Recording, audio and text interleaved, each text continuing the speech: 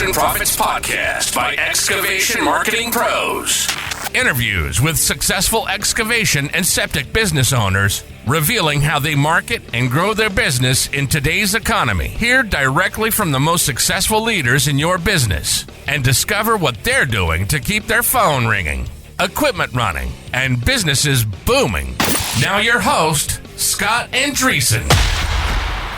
Cool. So let's go ahead and dive right in. I want to announce our special guest for the Excavation Profits podcast. It's Evan Ziemer with Dirtnerd Earthworks, who hails from Canada.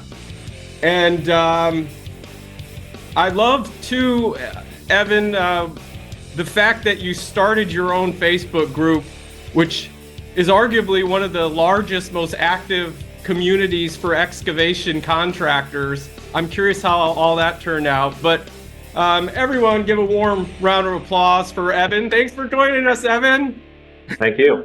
Happy to be here. And so I guess if we could just start off, tell us a bit about yourself. Give us a little backstory on your business, the size of the operation, and so on. Yeah, no problem.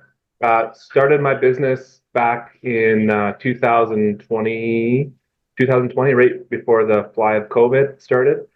And I've been talking about it for years, starting one. I worked for lots of other excavation contractors and pipeline companies and stuff in the past, but I'd always had an entrepreneurial spirit, I guess you could call it. Mm-hmm. And just always thought about it and never started it because of fear of the what ifs. Lots of mindset stuff and just didn't know how to start, what to do. So I consumed a whole bunch of YouTube content and watched all the guys doing their thing, and I was always talking about it. And to friends and family. My wife, finally, she just got sick of me talking about it all the time and said, "Hey, Evan, just shut up and go buy an excavator and get going." So that's really what kind of kicked everything off. Okay. And so where are you at with the business as far as your team, revenue-wise, and so on?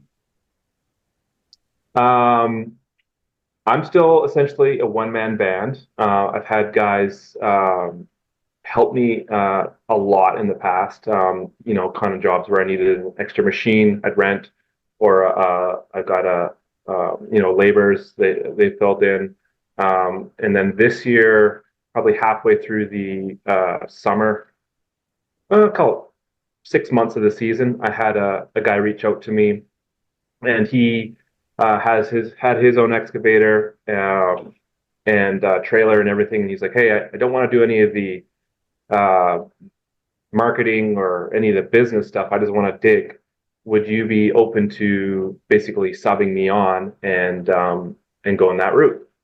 And I've been thinking about growing probably for like 2 years of like hiring another guy, buying another machine and all that. But once again, scared to, because I didn't want to overstep my bounds, and I didn't know my capabilities, I guess. So that's kind of, he's come on and I kept him busy the whole time, and kind of made me realize, oh shit, maybe I can do this. And next year we're kind of in the process right now of buying another machine. Going to hire an operator, and I'm going to have 3 guys going next year, and myself out of the machine, and I'm just going to be out in front selling jobs. Revenue wise, first year, not knowing anything, I did 80,000. Second year, we did about 160. Third year did 280, and this year we're basically did 400. Just basically me, myself, and I, and then obviously the other guy, he kicked in about 6 months ago. That's impressive growth. And you are now at a position where you're basically going to be freed up to sell more jobs going into the new year. Yeah, that's right. Yeah. Yeah. That's a good position to be in. So who is your ideal customer and your kind of your target market out there? Um, the basically homeowners. I from the beginning of my career, I guess to now, it's been 15 years of running and operating equipment. It was always on large excavation sites and large pipeline, oil and gas stuff, and everything was big machines, big equipment. I love pipelining, but on the large, like, building out a subdivision and all that, I never really enjoyed the dust, the radio, the trucks driving, someone's always in your way. I never really enjoyed that. So when I started Dirtnerd, I was just like, I just want to work for homeowners because it's requires smaller machines. So I could move my own machine. I didn't have to buy a dump truck or get someone to haul a big machine, all that kind of stuff. And I get paid right away, generally, within a couple days. So cash flow is always good. So yeah, homeowners specifically are who I really go after. I've had a couple bigger jobs for like a foundation dig or whatever, and some site clearing and stuff. Mm-hmm. I don't turn those jobs away all the time, but I don't chase them either.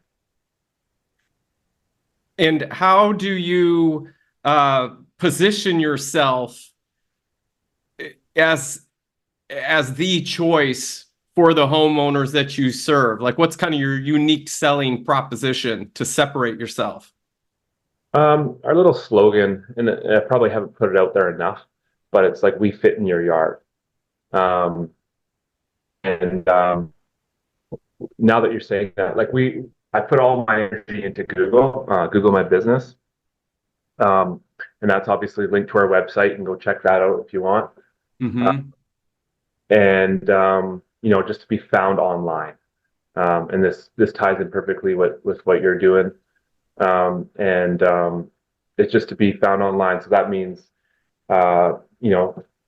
really customer oriented, and also Google reviews. I ask every single customer for a Google review, and kind of follow up with that. So now we've got, I think 73 Google reviews. That my next, I guess, competitors got, I think there's 8, maybe. So just by me doing that, called the last 4 years, if you Google excavation contractors, Okanagan, where we're located here in British Columbia, we're in the top 3 map packs, Right. consistently, and we're on the first page of Google, and that's strictly from me just focusing on that, and the home builders and the other bigger entities, they just find us that way, but we're mostly focused on homeowners.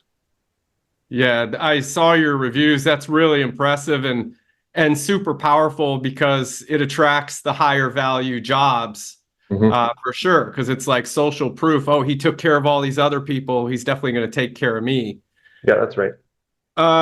So you mentioned the Google My Business. The website's very impressive. What other types of marketing are you doing to bring in clients? Well, the other two are Facebook and Instagram. So I try to post on there at least once a week.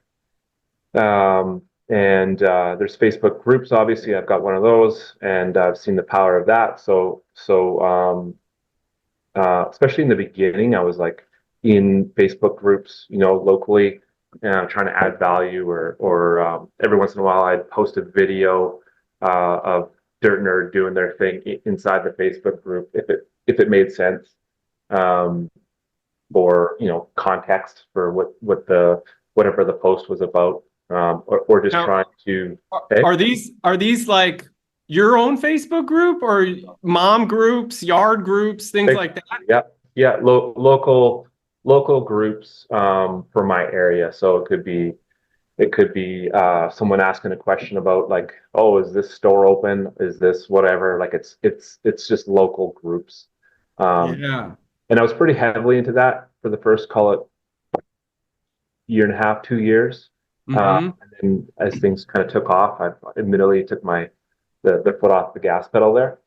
But that Facebook seems to be the where if there's any customers reaching out via social media, it's Facebook for me over Instagram for whatever reason. Mm-hmm. Cool. And what about networking? Like you mentioned, some home builders find you and stuff. How have you really worked that sort of networking to get in with them and get on their list, so to speak, of providers for that? Great question, Scott. Yeah, you know what? I have not. I have not networked at all. I meet people here and there, and that conversation always comes up around what do you do and all that kind of stuff. But I've not actively gone and networked. So like a BMI group or a local chamber of commerce, any of that stuff. So that's a whole area. That's a whole hole that I have not tapped into yet, and that's the plan this season. Well, starting now, essentially, is and another reason why I thought, you know what, maybe I can grow even more because I have not done any of that. And that mostly that's because I was in the machine, doing all the physical digging plus the website stuff plus Mm-hmm. invoicing and all of those things. So plan starting now is to do that. So get out and meet other plumbers that might need a ditch dug, plumbing companies, and join my local BMI and all that. So that's on the ticket right now. Yeah, I think that's a really smart play. Yeah, Plumbers, home builders, for sure. All right. What about conferences? Do you attend any? Are there any like must attend conferences that you go to? I have not attended any conferences. That being said, I was sharing it with you before I started. I'm in a coaching group that I just joined a few months ago, and they have like business conference like once a year, and all the contractors come and meet.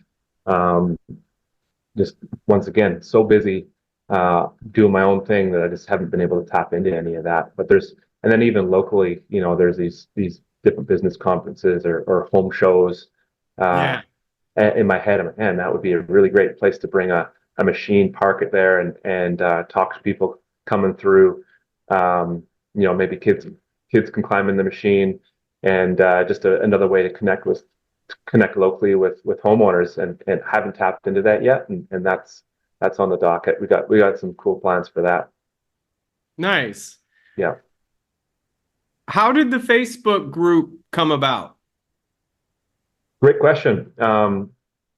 When I started, I'm one of those people that I'm a real slow mover, and I was looking for mentorship and help because I had all these questions in my head about how do you start a business? How do you do this? How much should I charge? How much all the things, right? And I found, and maybe it's my own hang-ups, but a lot of the local excavation contractors here, they've been so embedded in it, they've been here 20 plus years.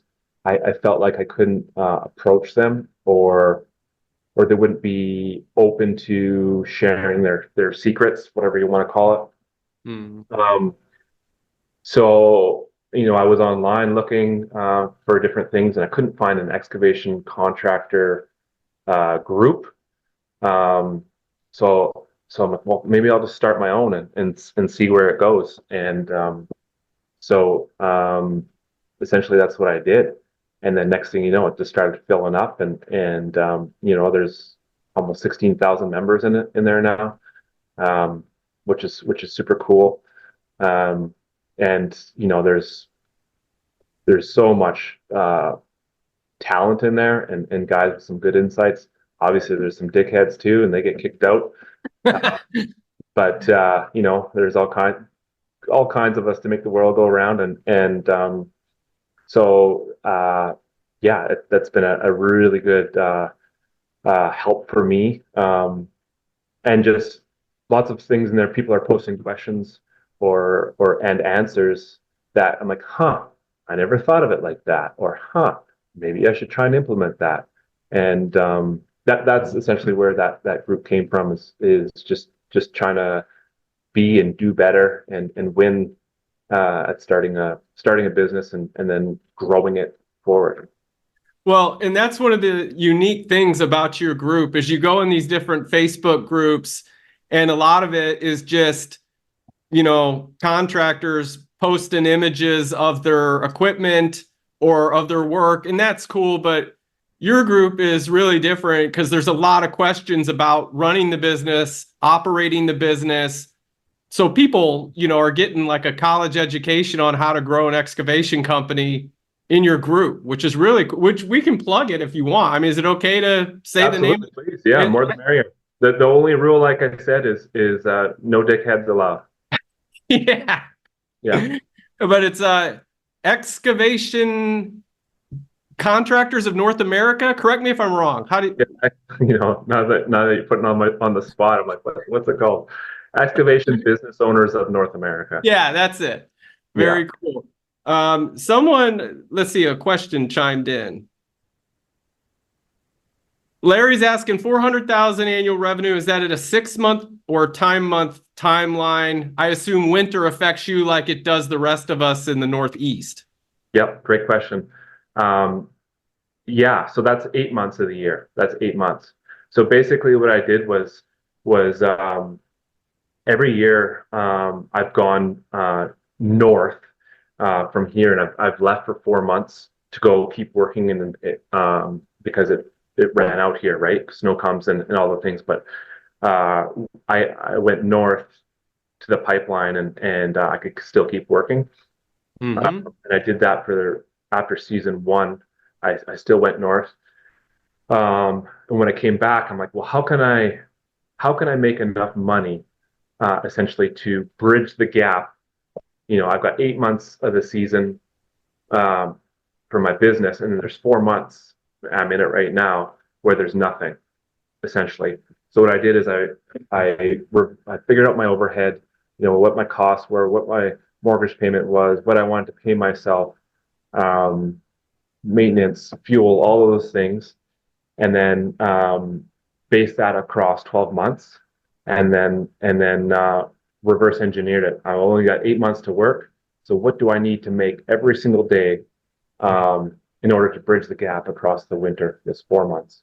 So that's what I've done now, and so now I get 4 months of the year to essentially go skiing, work on the business, and just take some time for myself and my family. Very cool. Yeah, that's nice. Have you thought about adding in any other services for winter, like snow plowing or anything like that? Yeah, I thought about it. So that means I need to buy a skid steer, right, in order to snowplow. So I don't have a skid steer. And the majority of my jobs during the summer, I don't need a skid steer because I just don't. And the ones that I do, I just rent. If I got to tram material from one side to the other, or move rocks, or whatever it is. So once again, figured out my overhead and all that, and like, does this actually make sense for me to buy a skid steer?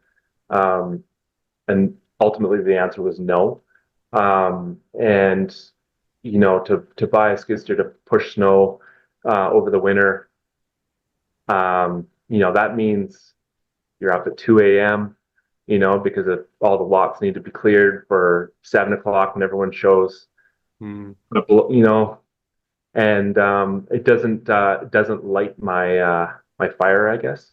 So it is a possibility. Admittedly, even this year though, we've got snow, but not much.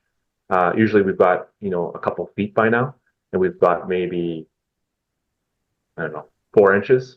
So it's winter here, but it's nothing too crazy, and it just doesn't light my fire. So um, the I guess the short answer is no. And going to keep it that way. I'm just going to try and focus heavily on killing it during the work season, and do what I do best there. Yeah. And guys, if you have questions, go ahead and type in the QA box, and I'm sure Evan would be more than happy to answer them. So how did you go about, you mentioned you first started landing clients using the Facebook groups. Is that right? Yep. I don't remember who my first customer was, but it was essentially that. It was Facebook groups and posting locally, and I made a video, if I remember correctly, just sitting in front of a camera saying, "Hey, my name's Evan. This is what I'm going to do.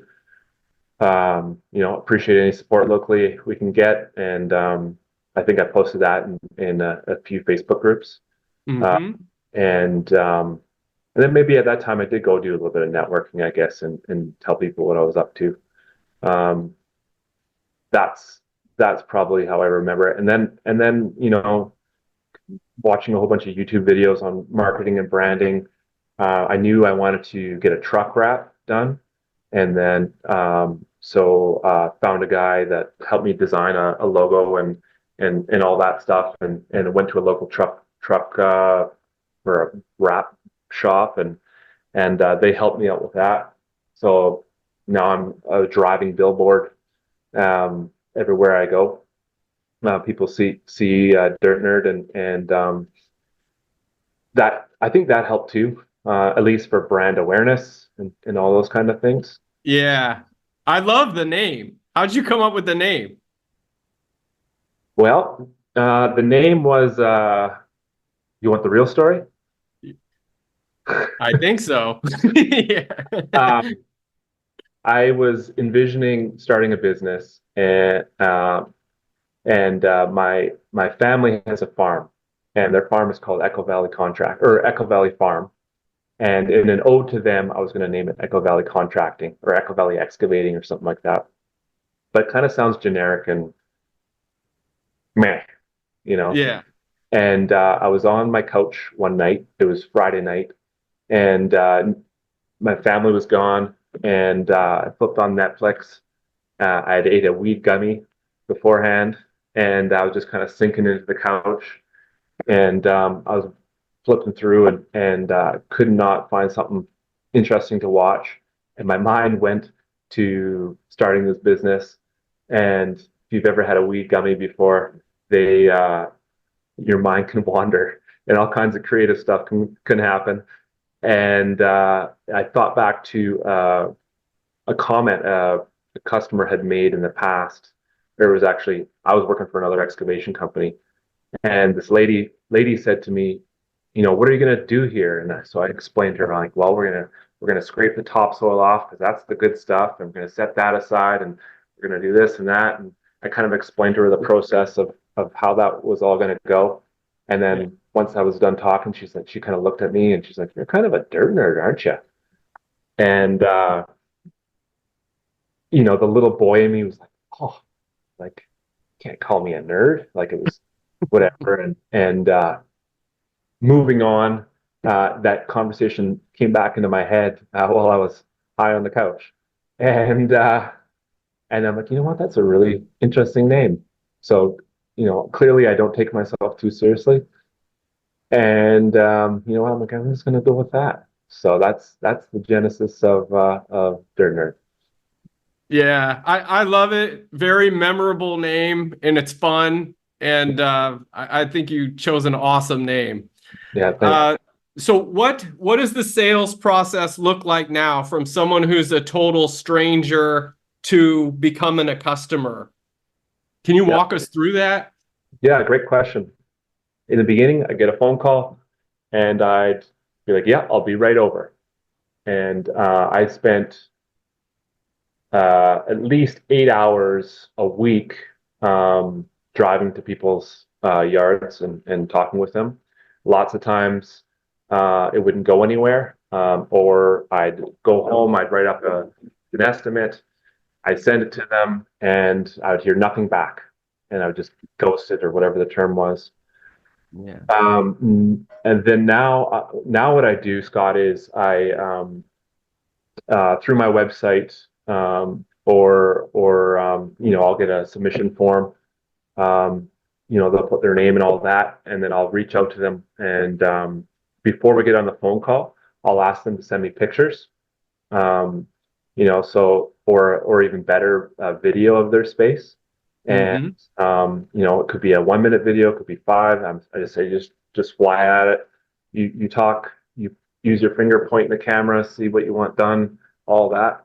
And so that kind of helps give me context to what they want done. And maybe something, oh, there's a tree in the way, or oh, there's, the gate is only 4 feet wide, but I need 6 feet, or, so then I kind of, this is all before I get on the phone with them. Lots of times, I've done it enough times now that I can kind of come up with a ballpark number of what this project might cost, right? I can kind of run through. I'm like, okay, we're going to need 3 loads of gravel. So there's trucking involved there. I'm going to be on site for 2 days. I've got so that's X amount of dollars. And I can kind of figure out those numbers ballpark. Then I'll hop on the phone with them, and we'll have a conversation. We'll kind of talk through their project, and then at the very end, I ask them if I could share with them what something like this might cost, and it's going to cost $5,000, and they're either going to be like, oh yeah, no, that makes sense, or they're going to be like, no, that's way too much money. I thought it was only going to cost $800. So it kind of weeds out the tire kickers and the people that aren't serious. And if they're like, yeah, no, that makes sense, then I'll drive over there and then actually do an on-site consultation and walk through there. And I'm already in the door. And those, those are almost 100% close rate, whatever you want to call it. And then we'll ask for depending on my schedule and the cost of the project, then we'll ask for a deposit, and that will get them on the schedule, and then we book them in, and then away we go. Sounds good. So you collect a deposit up front before doing the job. You don't wait until the end, do the work. Did you start off doing all the work and then asking for the money at the end? Yeah. And why'd you move away from that? 2 reasons. One was, didn't happen all the time, but you get to the end of the project, and then they start nitpicking, or they start being like, oh well, you were only on site for 2 days, and you said before it was going to be 3 days. So we should get a cheaper, or so now it's like there's a scope of work, and I don't actually include how many days I'm going to be on site. These are just things that I've learned. Yeah.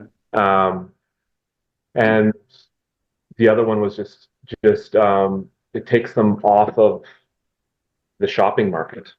It happened to me a couple times where I'd give them a price, they agree, and then I'll reach out, a week and a half later, 2 weeks later.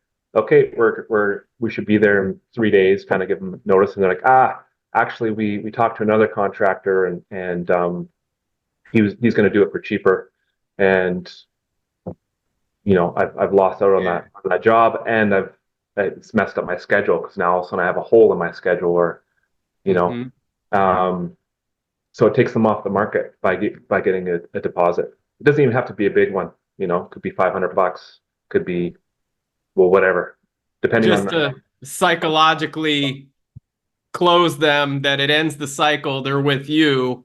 yeah, Yeah, that's they stop smart. looking. Yeah, they stop looking. And so how many weeks out will you sell a job where you're collecting a deposit and you can't get to it till later on? How far out do you like to go? Well, I don't like to go far. Obviously, the sooner you can get there, the better. And that was something I was bumping up against as a one-man show, is sometimes I was out 2 months, you know. And then we do a lot of work for like plumbing and heating companies, like I shared before. And so there's maybe there's a water line break, and that water line needs to be, there's the homeowner's front yard's flooded out. Well, they need to be there tomorrow or the next day. So I was losing out on those jobs as well because we need to get that fixed, right? And I'm like, sorry, I just can't get to you because I'm booked out. So this year was probably like a month out. We were booked. So yeah, does that answer your question? It did. And are you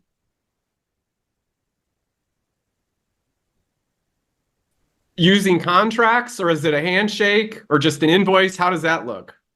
You know what, Scott? I don't actually have a real like lawyer written contract up. Mhm. We've got one built into the estimate that kind of sets expectations, and for both sides, that I've written up. Me and my wife have written up, but that's actually something we're going to be implementing. Is coming up with like a 1 or 2 pager, just kind of written contract. But estimate wise, we use a CRM that we send over an estimate for a proposal, and that customer can accept it, and then they can just digitally with their hand on the computer screen kind of write their little signature in, and that's how we've been doing it. That's pretty slick. Yeah. And do you collect payments too, like using the app? Yep. Yeah. We can accept credit card. It's called Market is the I one think I've that heard of we it. use. Yeah. Yeah. And there's other ones that are out there. There's Jobber. There's all kinds that one just seems to be working good for us, and it's pretty reasonably priced. Um, so yeah, we can accept a deposit via credit card, or we just e-transfer just right in this. And that's actually another thing that's speeded up the process is you e-transfer, you set it up in your business account where all the money goes into. You don't need a passcode, like set it up so you don't need to go in there and like accept their deposit every time. It just automatically goes in. But it just speeds up that whole process. Just a random Nice. for you. Very good. Now, you mentioned that you're in a coaching group, and we talked about mindset. And I mean, a lot of that is just so critical with owning and running a business. Can you touch upon more of that on some things you do for personal development and mindset in that way? Yeah, I mean, admittedly, it's something I've struggled with. Just the how do you put it? Knowing that I can do something, even though I've always been able to do it. Everything I've done, I can generally pull it off, but it's like this little man on my shoulder just whispering to me, Evan, you're going to screw it up. Evan, you don't really know what you're doing. I don't know where that comes from, but it's kind of always been there. So now I've been kind of able to like basically like tell him to shut up and like get in the back. So what's helped me with that is being around other people that are doing things, and trying to win at life, not in a conceited way, but just win at what we're doing, right? Mm-hmm. So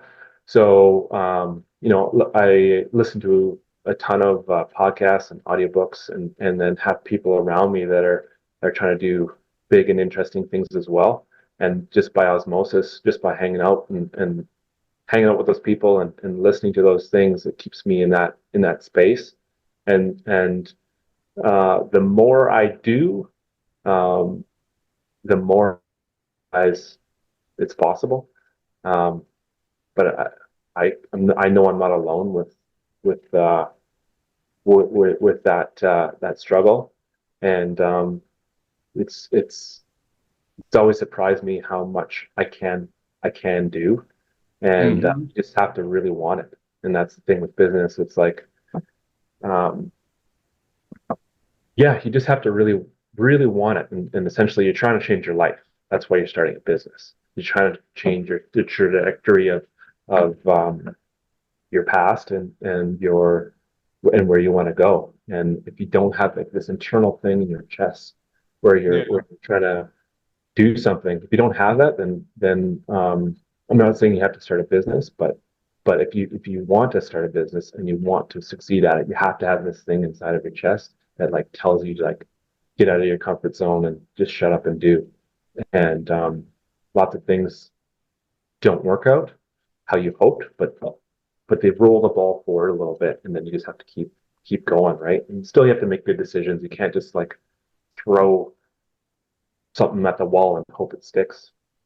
But you have to learn, and all these coaching groups or podcasts are all great, but then the implementation has to happen. You got to do the things that you're learning and you're seeing these people do, right? So, and that's it, man.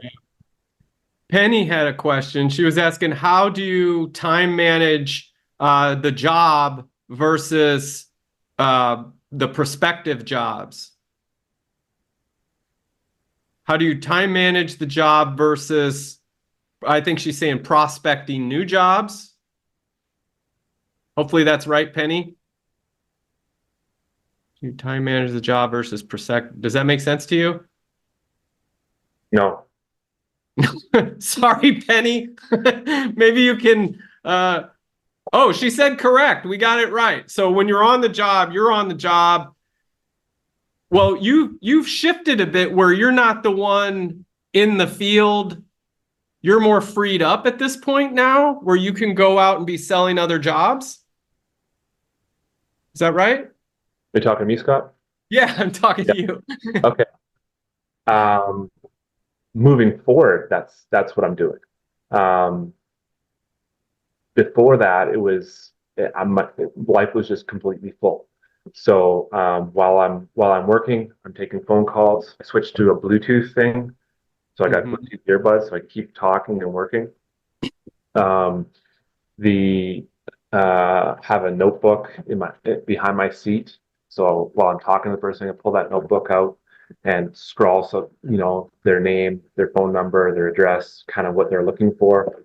Time management, admittedly, Penny, has been super tough for me, and it's just one of those learning things that I've had to get better at. And if I was to critique myself and Dirtnerd, that's something I've struggled with.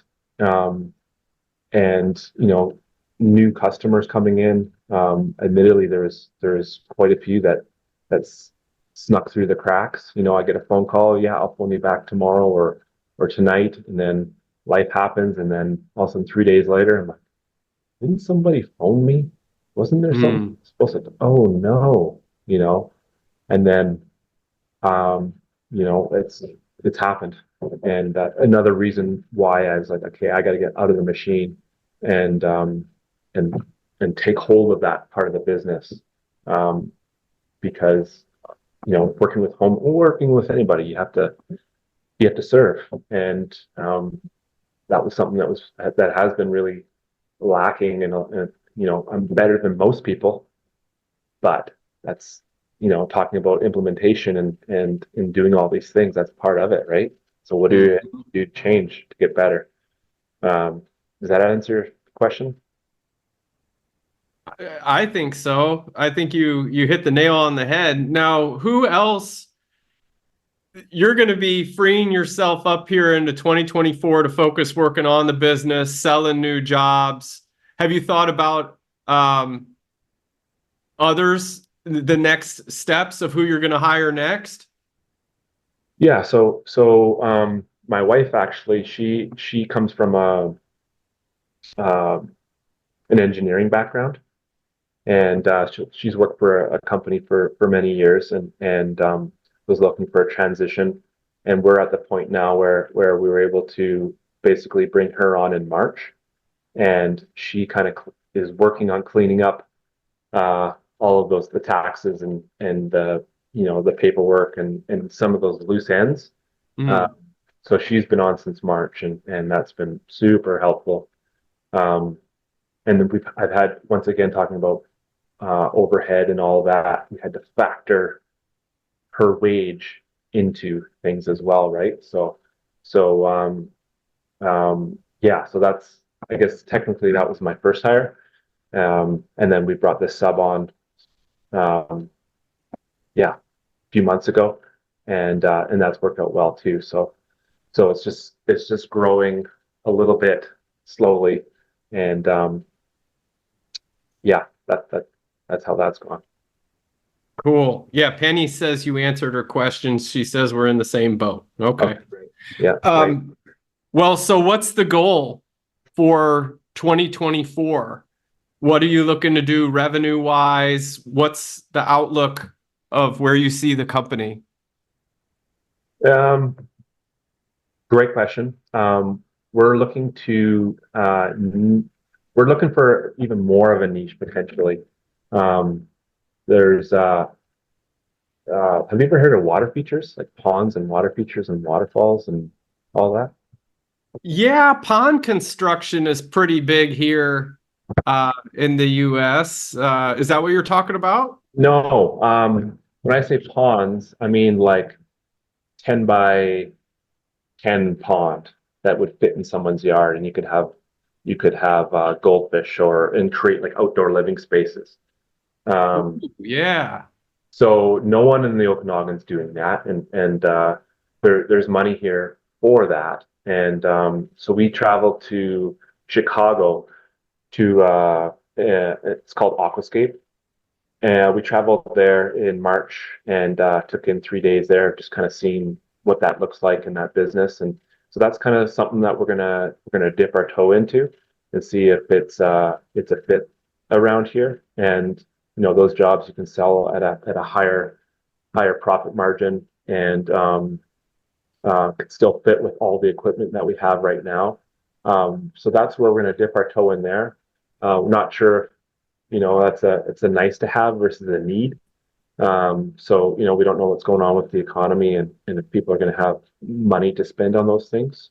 So we're going to continue to focus on the needs.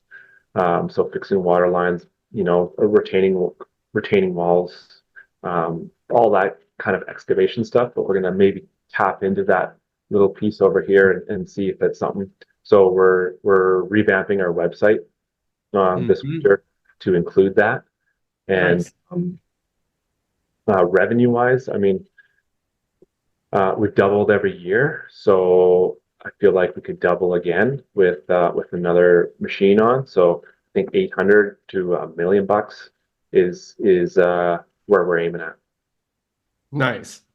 Yeah, Yeah, the I think the water feature, that's a really smart play, and that would attract, higher income yeah, customers for sure.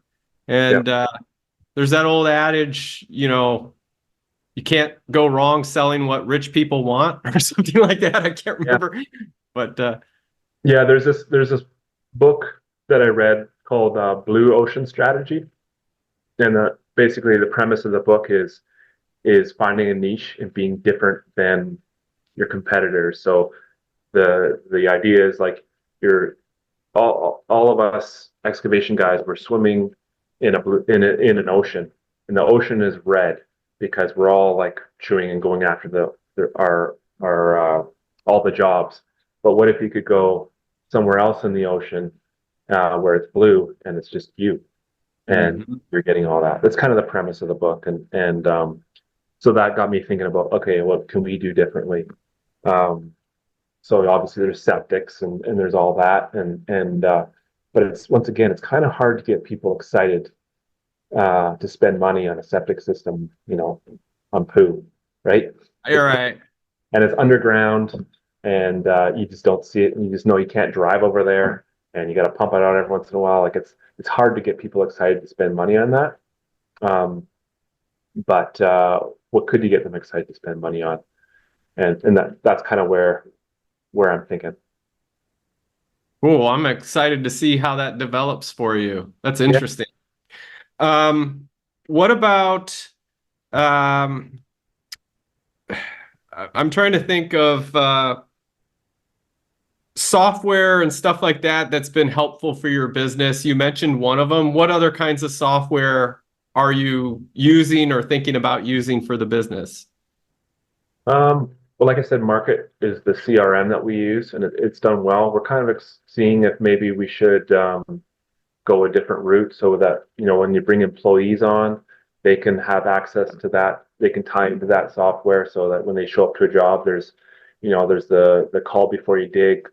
All of those things are on there. We're thinking about, I think it's called Company Cam. And so I get a phone call from a customer or from a potential customer. I go there, look at their job, and then it's going to be a go, say. So then I can take pictures and I can take video and upload it to Company Cam. And so there's documentation of the book before. I can walk through the project, talk out loud to either to the customer that can be sent to them, or to one of the operators that's going to come, and I can be like, hey, Joe, this tree here or this bush here needs to stay. So we have to work around that.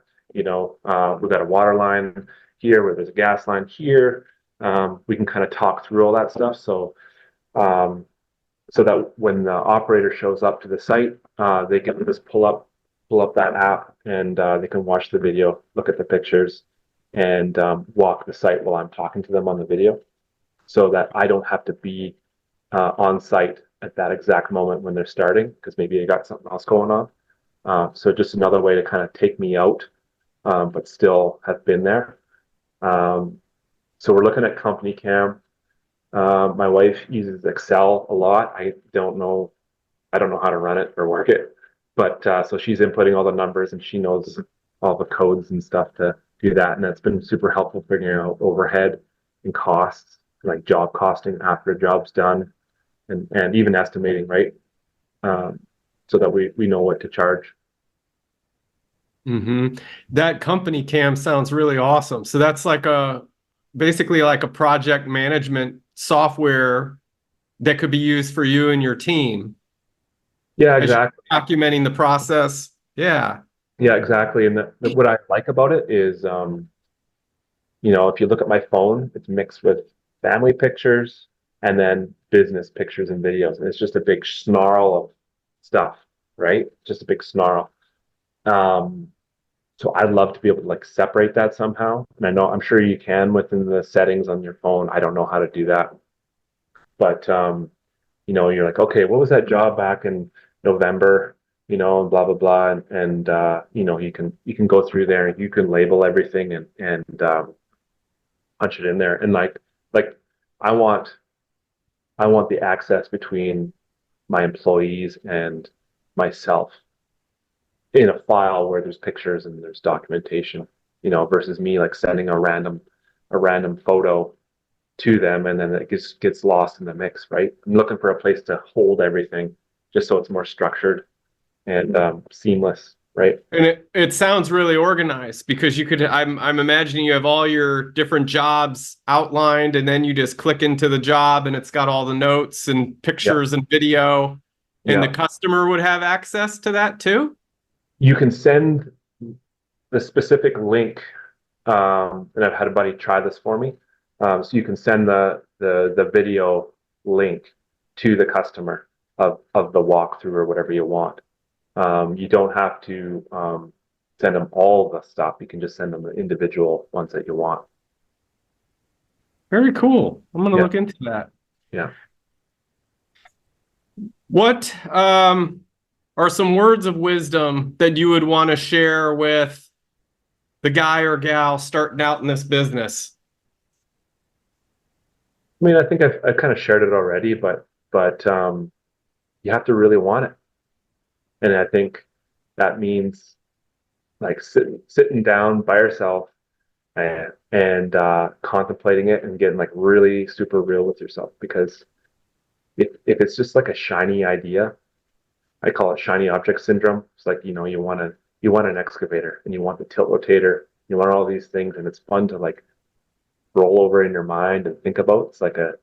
It's fun to think about. But then the reality kicks in, and yes, you have to make that payment, and you have to make that insurance, and you got fuel, and then you got marketing, and you got a website, and all those things.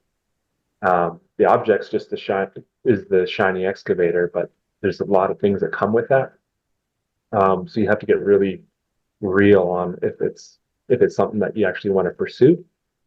Um, and if you're like, yeah, no, it's just I like the idea of it, but it's not. Then all of a sudden it's this overhead that comes onto you. So you buy the excavator, and then now you got a $2,000 a month payment, and it's just sucking you dry. And all of a sudden the winter comes, and now you're not moving at all, or you're whatever, right? So you just have to get really clear on the lifestyle change that you want to make, and yeah, you got to really want it. Sure.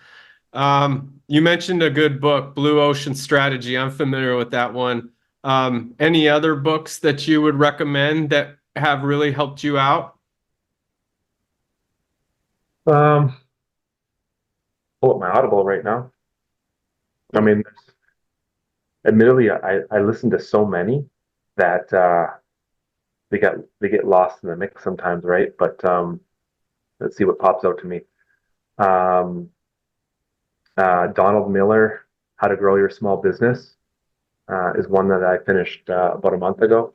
And he also has a book called Story Brand.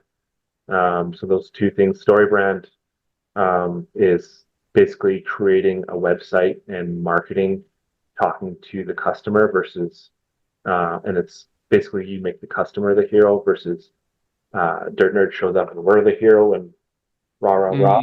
It's like serving the customer and being empathetic to what they want, and then you write the copy on your website speaks to them versus how you can help them versus how great you are as the contractor. That's Story Brand, and the follow-up book is How to Grow Your Small Business. Both of those two ones are very helpful, and they also have a podcast as well. I think it's called Story Brand. I don't know what it is. You'll find it. Donald Miller on Spotify or Apple. They got a podcast where they interview people and talk to business owners that have implemented this strategy. So very cool. I'll have to check that one out. that's great. Well, we're coming up on time. Does anyone else have any other questions for Evan? Now's the time to get him in. He's got his Facebook group, Excavation Business Owners of North America, right? Correct. Yeah. We're clear on that? Yeah. Join there. It's a very helpful group. I'm sure you'll get a lot out of it. Dirtnerd Earthworks. So if is it Okanagan? Did I say it right? Okanagan. If you're out there and you need excavating work or even water features, are you actually going to be providing that now? Are you set to go? Yep, that's right. We're building one at our house this spring. Well, we kind of already started it, and then winter came. But so we're gonna hopefully finish that in the spring, and then start selling those jobs. Very cool. That's awesome. And you'll take some pretty pictures of it, put it up on the website, use it as a demo. Use it as a demo, and if it makes sense, if a customer is really interested in it, we're going to invite them out to the place, and we'll try and time it so it's like 6 o'clock in the evening or 7 o'clock in the evening. They roll in. We'll have the water feature going with some lights on and create some kind of an ambiance, and we'll see how that goes. Nice. So your home is going to become the showroom. I guess so. Yeah, I guess so. It's I'm not sure how comfortable I feel with that, but that's kind of where we're leading. Yeah. Invite them over, give them a glass of wine, and then sign on the dotted line. Yeah, exactly. Yeah. Yeah. Very cool. Well, Evan, I want to thank you so much for coming on the podcast. You provided tremendous amount of value. You were an open book, so thanks for sharing everything. And everyone who attended and is watching this, thank you so much for your time. And that's pretty much it. I guess we'll go ahead and bring it to a close, okay? Yeah, sounds good. If you guys have any more questions, just reach out on Instagram or Facebook, Dirtnerd Earthworks, and find me there, and we'll talk. Very cool. Awesome. Yeah. Thank you so much, Evan. Have a great rest of your day. Yeah, catch you later, Scott. Yep. All right. Bye, guys. Thanks for joining us. Take care. Hey there, excavation pros. If you enjoyed today's podcast, make sure to like and subscribe to our podcast and channel. Leave us your feedback and let us know how we did. And hey, if you're interested in taking your excavation or septic business to the next level online, make sure you visit excavationmarketingpros.com today and take advantage of our free resources and mastermind group for excavation and septic industry professionals.